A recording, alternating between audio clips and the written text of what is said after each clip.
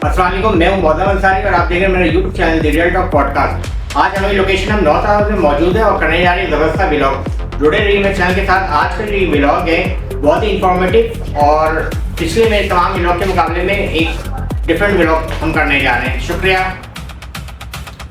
हम मौजूद है डॉक्टर ईशा सलीम के साथ। ईशा सलीम साहब, सबसे पहले तो हमें मेरे देखने वालों को, व्यूअर्स को मेरे ये बताइए कि आपकी जर्नी कहाँ से स्टार्ट होती है, how to start your journey.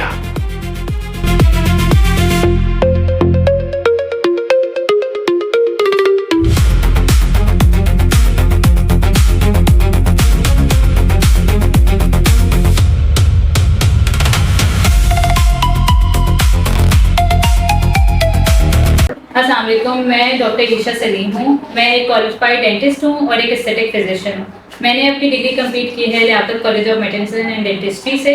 उसके बाद मैंने सर्टिफिकेशन हासिल की है एस्थेटिक डिप्लोमा में, एस्थेटिक मेडिसिन में बेसिकली। उसके अलावा मैं अभी स्पेशलाइजेशन कर रही हूँ in oral and maxillofacial surgery और उसके बाद मैं फ़िलहाल डिप्लोमा कर रही हूँ इन ऑर्थोडोंटिक्स और I am doing practice in different clinics. That's it. अच्छा, मैं देखने वालों को आप ये बताएं कि डॉक्टर ईशा सलीम, अगर आप डॉक्टर नहीं होती, जैसे कि आपने मुख्तलिफ दो फील्ड को चूज़ किया हुआ है, एक डेंटिस्ट और दूसरा एस्थेटिक, तो मेरे देखने वालों को आप ये बताएं अगर आप डॉक्टर नहीं होती तो सेकंड ऑप्शन आपके पास क्या था? अच्छा, अगर मैं डॉक्टर ना होती तो डेफिनेटली मैं किसी एजुकेशन या ट्रेनिंग फील्ड में होती, क्योंकि मुझे अपनी नॉलेज दूसरों से शेयर करना बहुत ज़्यादा पसंद है।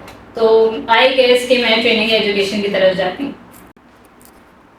मैं देखने वालों को ये बताएं कि ईशा सलीम, आपकी ज़िंदगी के अंदर कभी आपने ऐसा कुछ सोचा कि आप इस फील्ड के लिए ही जो है ना सबसे मौसर थी और आपने इस फील्ड में कदम रखा?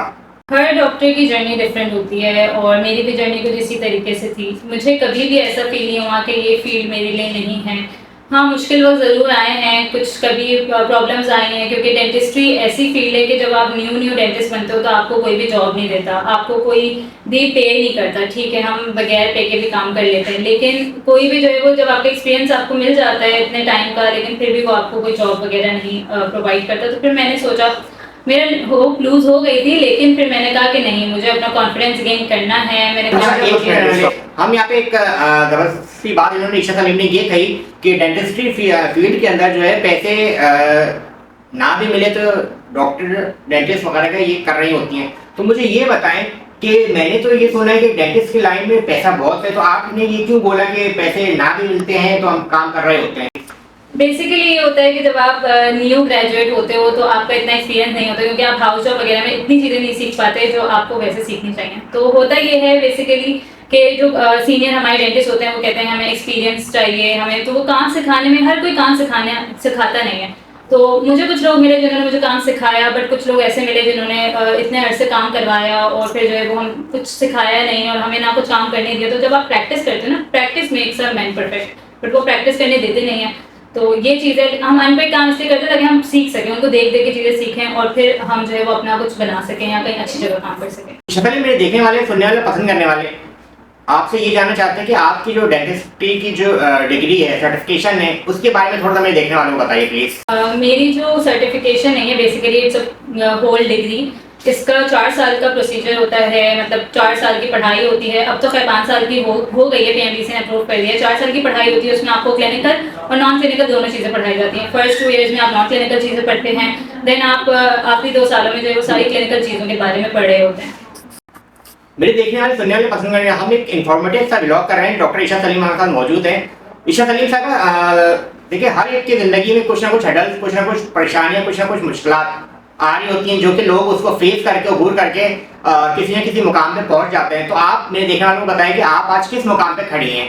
बिल्कुल ऐसा ही है। डॉक्टर्स की ज़िंदगी में तो बहुत ज़्यादा हर्डल्स आती हैं, बहुत मुश्किलें आती हैं। ऑब्वियसली आपको जब ग्रेजुएट हो जाते हो, आप इतना पढ़ लिख लेते हो, उसके बाद भी आपको पे नहीं मिल रही होती, आपको सब कुछ अपने पेरेंट्स के बिल्कुल आसरे पे करना होता है। तो मुश्किलात बहुत सारी आती हैं, लेकिन अल्हम्दुलिल्लाह आपको अगर अपने ऊपर कॉन्फिडेंस है, अगर आप अपनी होप्स को हाई रखते हैं और अपना कॉन्फिडेंस लूज़ नहीं करते और मेहनत करते रहते हैं, सब्र से काम लेते हैं, तो आप कहीं ना कहीं पहुंच ही जाते हैं। तो मुझे लगता है कि मैं अभी उस जगह नहीं पहुंची हूँ, but I am trying my best और इंशाल्लाह विद इन फ्यू ईयर्स में ऐसी जगह होंगी जो मैं चाहती हूँ जहाँ होना चाहिए। अच्छा, लोग जैसे बिजनेस में शॉप पे जो बैठ के काम कर रहे होते हैं, तो अभी जैसे कि आपने कुछ बात की तो उससे मैं ये सवाल एक निकाल अभी मेरे ध्यान में आया कि अगर दिन भर में वो 2 सेल भी करते हैं तो वो ये सोचते हैं कि अगर एक सेल हमने ज़बरदस्त किस्म की अच्छी वाली कर ली तो हमने पूरे दिन की अपनी अर्निंग निकाल ली।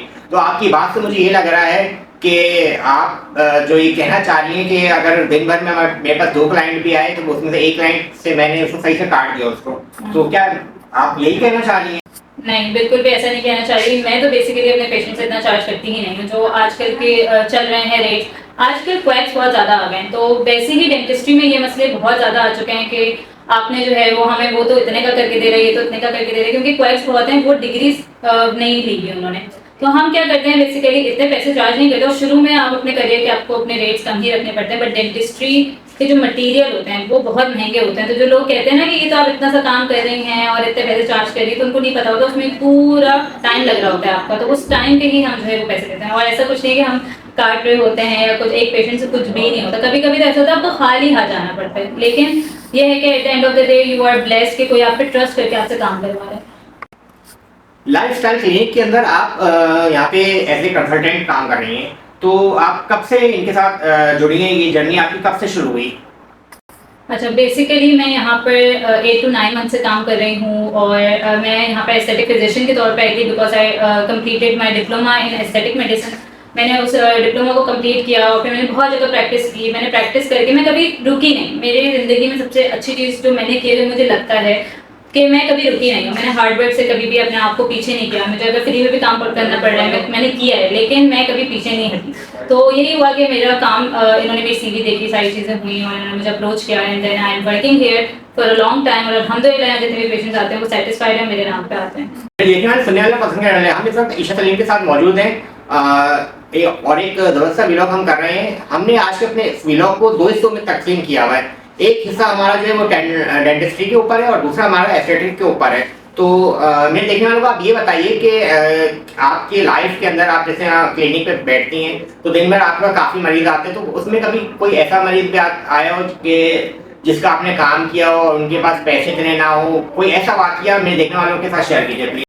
बिल्कुल ऐसा ही है। डेंटिस्ट्री बेसिकली थोड़ा सा एक्सपेंसिव होती है।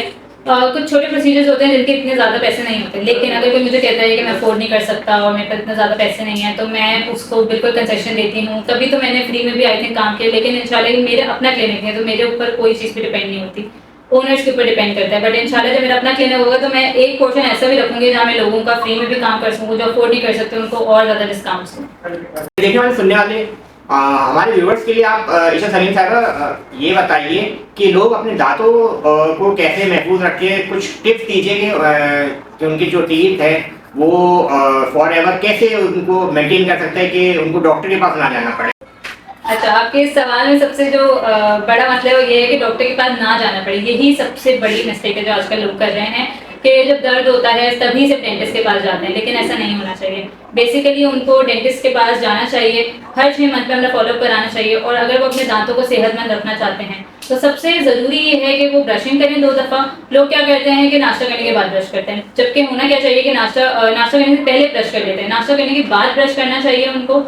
और इसके अलावा रात में भी ब्रश करके सोना चाहिए। फ्लॉसिंग बहुत ज़्यादा ज़रूरी है। जो दूसरी चीज़ है वो फ्लॉसिंग है। थर्ड इज़ कि आपको रेगुलर डेंटल चेकअप ज़रूर करवाने चाहिए, वरना कोई ऐसी डिजीज़ भी हो सकती है जो आपको और ज़्यादा नुकसान दे।